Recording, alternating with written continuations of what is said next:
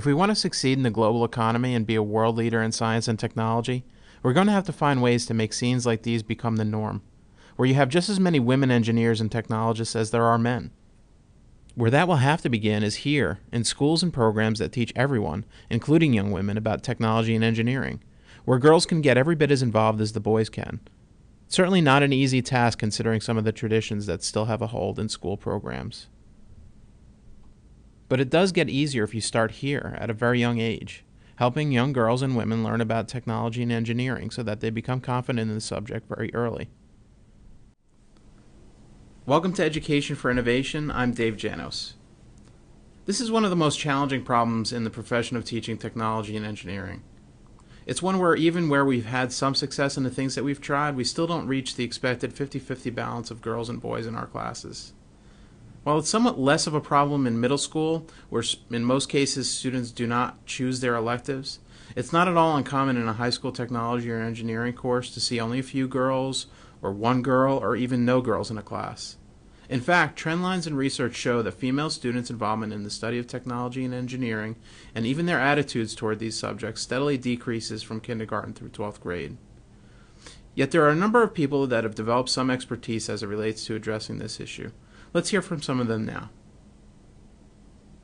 So many people, think technology or engineering isn't for girls, or it's not for my daughter.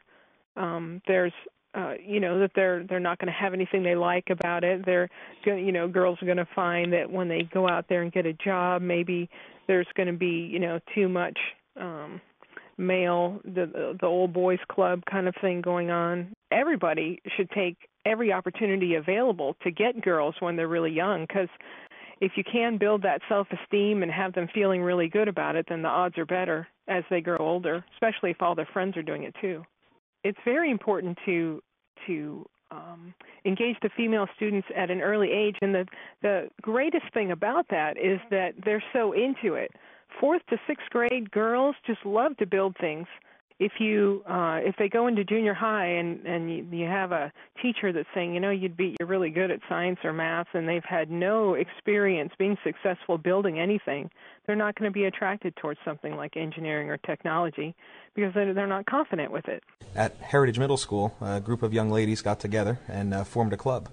They named themselves the Femgineers, for female engineers. The Femgineers are important because the girls know when they join the team, they are going to fit in. They know that there are going to be other girls just like them. They're not going to be the only one. They're not going to be looked at in any type of different way. Recently, they've decided to compete in the National Engineers Week Future City Design Challenge. I always said if I worked at a high school, I'd like to start a program for all girls, because what I saw at the middle school, the girls got stuck with doing the paperwork and the boys did all the building. And I had to really design those teams differently and make a schedule that every day the job and the team rotated, so they all got experience with anything, with every part of the job of designing and creating a solution to a problem. I had to change the facility to make it more enjoyable to learn in. I had to design courses for girls, just for girls, so they knew they could be successful because they didn't really understand what it was all about. They need to see that there are role models and mentors out there, that people have done it before them. They need to see that there are famous women engineers and astronauts and those kinds of things, so that they know somebody else has paved the way and they can see that it's possible. Make sure you're engineering and designing problems to what girls are interested in. Not always a CO2-powered car, not always a bridge, the things that the boys always did. Make sure the problems you give them they're interested in, which are a lot of the earth sciences, the biotechnologies, the medical, and the career that females are into more. And we found that out when we started our biotech class. When the first year we offered it, it was 60% female. And it was a brand new course. You have to find projects that girls are interested in. Some of the softer side of engineering, things that girls do have that reputation of wanting to help people, and they want to be a part of the solution of making the world better. And if you can tailor the projects towards that, you are a lot more successful. So as you heard there from Mark, Celeste, and Kenny, there's plenty of hope, and we know it seems to work. Now it's just a matter of getting schools to implement the things that do work more broadly and more effectively. I've actually worked a good amount on this issue in my career. Here are some things that seem to be common threads in the programs and efforts that I've seen that do work very well. Number one is outreach. The more personal you could be when reaching out to girls, the better. Making pleas to a group of girls within a crowd can have some impact, but if you find a way to encourage girls to study technology and engineering one-to-one, that seems to work better. Number two, clean, neat, and organized facilities.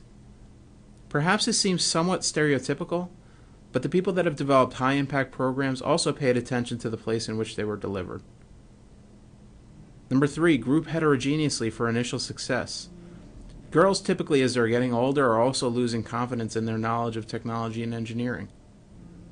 Girls-only field trips and girls-only classes allow girls to meet challenges head-on, and they very quickly become confident enough to work with groups of their peers regardless of their gender. Number four, start young. This one is so simple. It's one of the reasons we need to have students study technology and engineering in the elementary grades.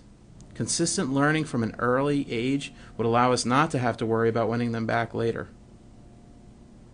Number five, choose and run projects with gender equity in mind.